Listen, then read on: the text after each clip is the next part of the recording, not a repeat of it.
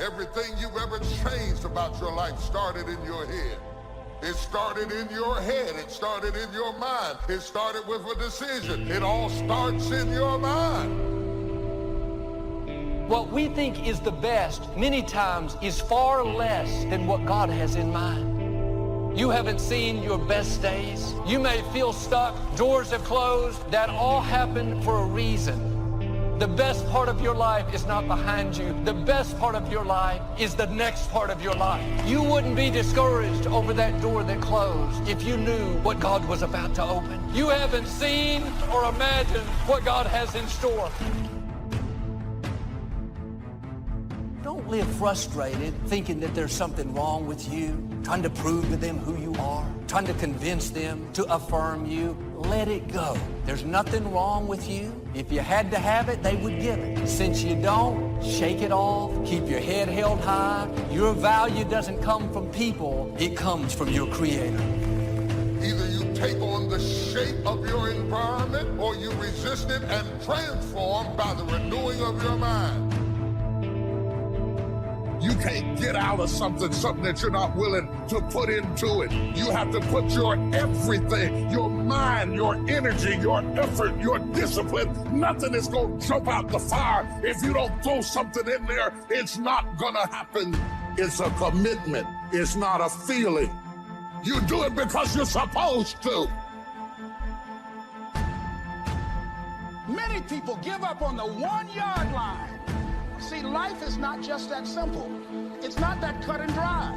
And that's why most people never realize their personal greatness, because they're casual about life. And when you're casual about life, you will end up a casualty.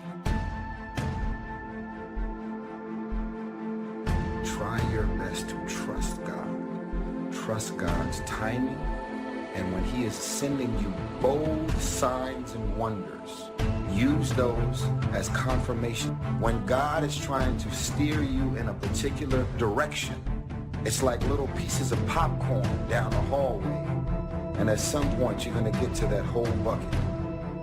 Love yourself. Make caring for you the highest priority in your life. Look out for what truly satisfies you. We're not taught to look out for ourselves. We're not taught to take care of ourselves, to become sensitive to our wants, our desires. So make a conscious effort. Make you number one priority.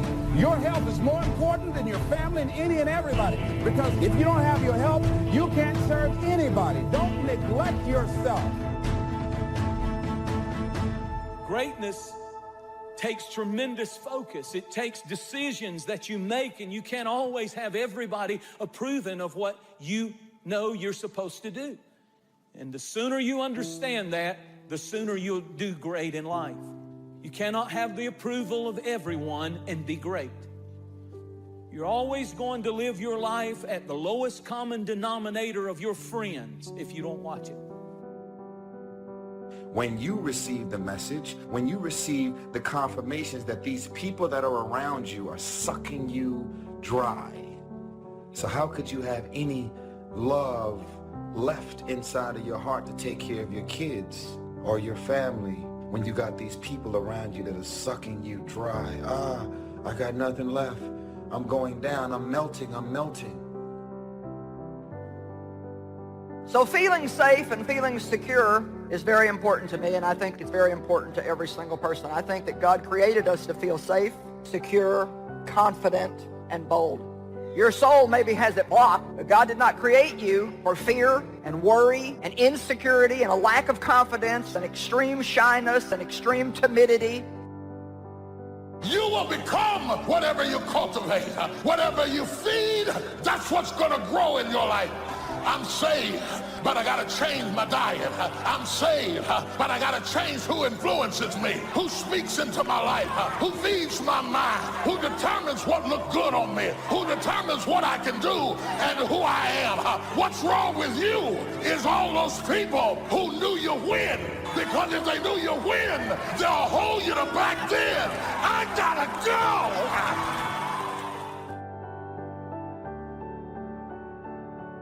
Too many people looking for identity and value, and they're looking for it in all the wrong places. They look for it in what they do, who they know, what they own, what they look like. And I think that we need to do our best to look as good as we can. All I can say is take what God's given you and do the best you can with it. But don't be comparing yourself with somebody else. I become confident when I get the right view of other people and I get the right view of myself. It's amazing, right? You ever notice that arrogance requires advertising, but confidence speaks for itself? In fact, insecurity, cynicism, and arrogance, they're all loud. But confidence doesn't even have to speak, because confidence isn't based on your words. Confidence is an action. It's an ability to step into the moment and say, I'm not backing down, I'm not quitting, I got my confidence back, and I can fulfill. Your tongue is the rudder for your life. It's determining the direction. Next time you're tempted to say something negative about yourself, your future, your finances, zip it up. Don't steer yourself toward defeat. Say not, you're too young. Say not, you can't accomplish your dreams. God wouldn't have given them to you if you weren't well able. Why are you living a life to impress them? Why are you placing value on what they think? Doing all these things to impress them. Why? I'll tell you something right now, man. You need to place value on the people who love you at your worst. Because those are the people who deserve to be there when you're at your best. If you don't heal from emotional wounds, you will bleed on people that had nothing to do with it. How many people are living wounded over how they were raised, a friend that walked away? Instead of letting it go, they replay it in their mind. They wonder why they don't have good relationships. It's because they haven't healed. They're living out of a wounded place. Isn't it amazing how one bad relationship can ruin all of your other relationships? If we're really being honest tonight, most of the pain in our life, it comes from relationship pain. Some of the hardest things for us to get over, they're attached to people. Despise not the day of small beginnings. And so many people say, when I get a big break, when a big door opens, when somebody notices me, but that is not the key to success. The key to success is to start where you are, right where you are, not when things get better, but start where you are. The only thing worse than one who is inconsistent in applying their self-imposed disciplines is one who has never considered the need or the value of discipline at all, changing loyalties and shifting frequently from one commitment to another, leaving behind a trail of broken friendships and unfulfilled promises, all because of a discipline that was either non-existent or imposed so infrequently that it was ineffective. Most of us are worried about suffering. We're afraid of it. When we're suffering and sacrificing, we wonder whether it's worth it. We wonder whether sacrifice or setbacks or suffering is a sign it's not our real dream. See, at the gym, you never think, oh, I'm going through some pain and discomfort. This must be a sign I shouldn't be at the gym. You'd never think that. You have to break it down, suffer and sacrifice for it to grow. When you need motivation yourself, don't look for someone to scream and yell. Don't look for someone else to give you motivation. Look at yourself and remind yourself why you are doing what you are doing. This temporary pain, this fight, this is what will make you stronger. That's the key word, discipline, self-discipline, consistent self-discipline. It doesn't really matter how smart you are or how much you know if you don't use it. Better than knowledge is applied knowledge. And once we've applied our knowledge, we must study the results of that process. Get the clutter out. Start letting...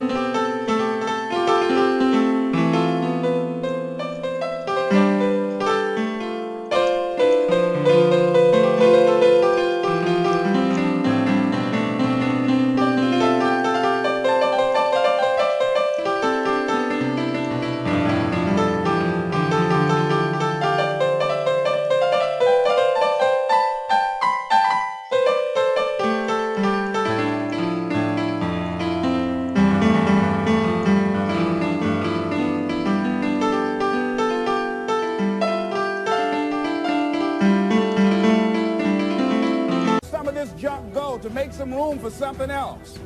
Do that with people. There's some people who's cluttering up your life. They're just holding and occupying the space that somebody useful, positive could be holding that space. You don't even have time to look to see what else is out there because you all have all of these people surrounding you that's not enabling you to grow. Some of you tonight, you've experienced someone failing you. Maybe your mom was never there. Maybe it was a boyfriend who promised you the world but took off. Before you know it, what happens is these failures are holding us back from getting into our future. And these bad relationships are blinding us from all of the good potential relationships.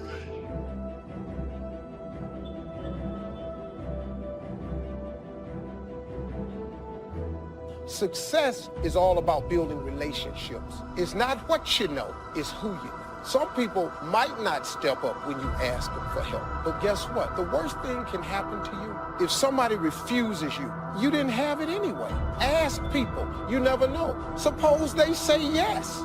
That could be the turning factor.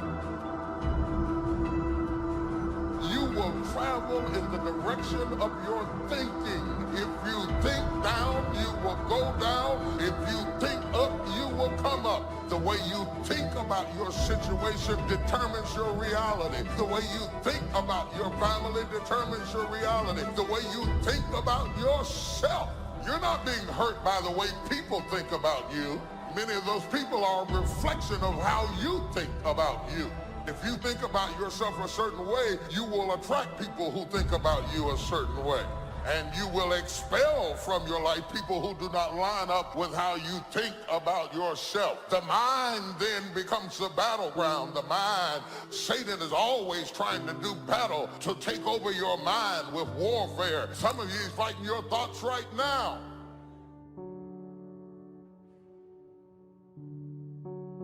I want to begin the process of deserving. What would that be? What process should I begin engaging in to deserve good health, to deserve a good relationship? What must I do to begin the process of deserving? There's enough people that are telling us we can't do it, that we're not good enough. Why do we want to tell ourselves that? We know for a fact that thoughts influence actions. We need to get our own self-affirmations. There need to be quiet moments in your bedroom, quiet moments when you're brushing your teeth, that we need to reaffirm, I am the captain of my ship and the master of my fate.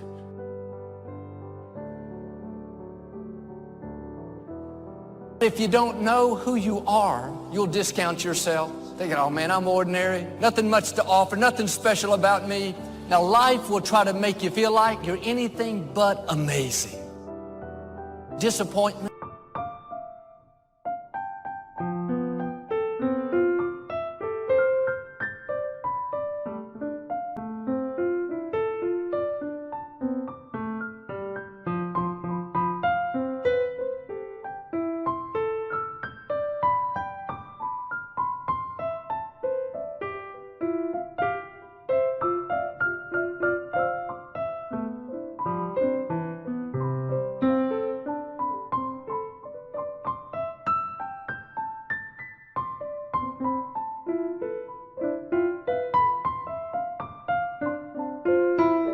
Betrayals, rejection will try to steal your sense of value. But all through the day, despite what thoughts are telling you, despite who left you out, you need to remind yourself, I am amazing. I have been wonderfully made. Don't go around feeling ordinary when in fact you're extraordinary. People may try to make you feel average.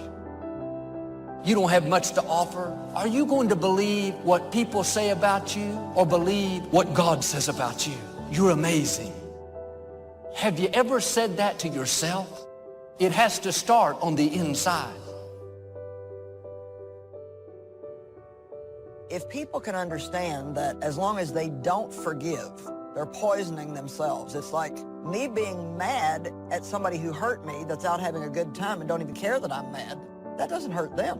It's pointless. It's like, okay, you hurt me, but now if I'm going to hate you, then I'm letting you continue to hurt me. And you're controlling my life, and I'm not going to do that.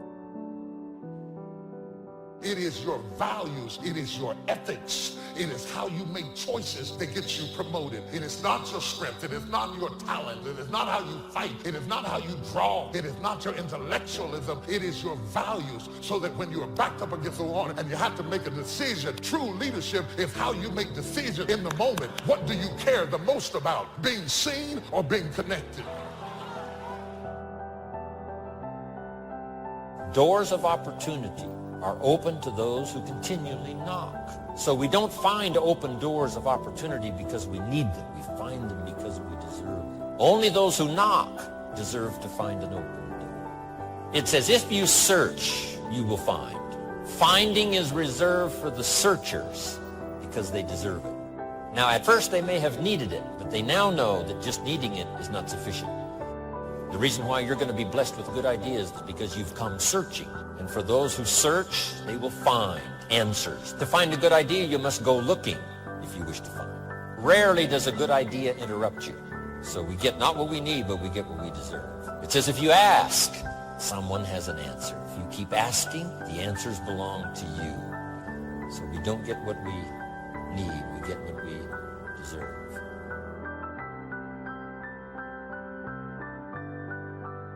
Living in mourning is going to keep the new doors from opening. You have to heal so you can see the new relationships, the new opportunities. And the quicker you let things go, the easier it is. Your time is valuable. That's a distraction trying to get you off course. This is a verse you must remember all your life. It says, man's days are determined. That means you don't decide how long you live. Your life is on a timer. Extreme environments will turn you into a different creature. Extreme.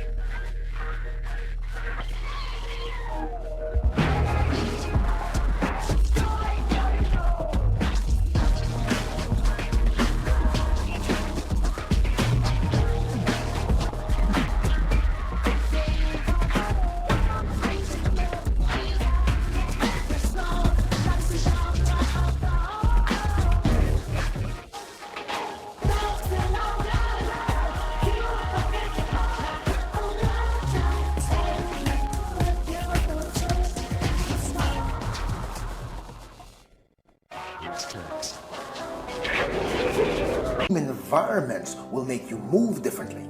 It can happen in the midst of a dark depression, even in the middle of a gut-wrenching heartbreak, in the midst of unimaginable loss. It can happen. My question to you is, what's about to change inside of you that's going to make people think you can defy gravity? It takes discipline to plan. It takes discipline to execute our plan. And it takes discipline to change either our plan or our method of executing that plan if the results are poor. It takes discipline to ponder the value of someone else's opinion when our pride and our arrogance leads us to believe that we are the only ones with the answers. What are your expectations? What do you expect to get from life? What do you expect to get from your relationships? What is your ideal day? What is it that you expect from this journey that you're involved in? People that have a strong sense of self-approval, they have high expectations for themselves and from others. I must be great. I'm pretty. I must be great. I have this. Validation that comes from stuff is never God. I'm really rubbing the grain. Y'all with me? Are you still with me? You can't wear a watch until who made it. You step on the runway. What are you wearing? You got everybody's name on you but your own. So no one is better or less when it comes to time and change. You become what you are by how you use your 24. You have no idea how strong you are. You're not in this thing, life, by yourself. But one of the things that I know about this thing called life, recognize what had happened, the role that I played in it, I had to keep it moving. Got to keep it moving. Each of us must live off the fruit of his thoughts in the future, because what you think today and tomorrow, next month and next year, will mold your life and determine your future. You're guided by your mind. You have built-in greatness. You have built-in power to handle whatever life throws at you. And life is going to be throwing a lot of stuff. Nobody's going to be spared. That's why Viktor Frankl called it unavoidable suffering. But suffering is a choice, because you can suffer or you can choose to do whatever you need to do to overcome whatever you are stuck in right now. Never underestimate the power of influence and associations, and never underestimate the power of your own consistent self-discipline. Sleep late, show up late. Waiting is always easier than acting. Imagine what life would be like if we didn't have to make our bed in the morning. Wouldn't it be fascinating if we...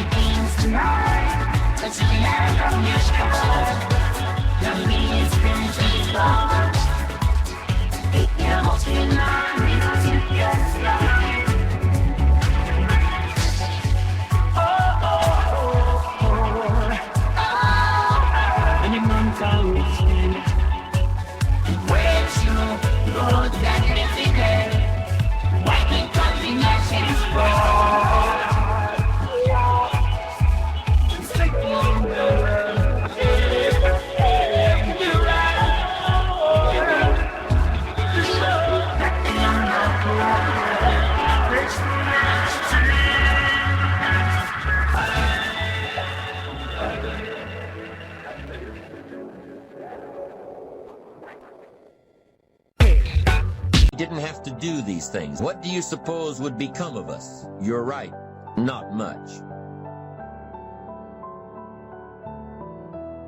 One of the great distractions of chasing our dreams is this thing that goes off in our head as we're negotiating the price we're paying. Is it getting too high? Is it too much? And you'll have people in your ear, it's too big a sacrifice. You're going through too much. It distracts all your focus. You can't be executing and negotiating simultaneously. So negotiate it now. Negotiate it with me now. What are you willing to pay? For me, when I'm after something big, as long as it's legal, ethical, and moral, I'll sacrifice everything else. Greatness is not income. On the other hand, poverty is equated to greatness in a lot of people, that if they have nothing, they must be great. And neither one is true. You're not great because you're poor. You're not great because you're rich. Your greatness is not based upon your income. As ye sow, so shall ye reap.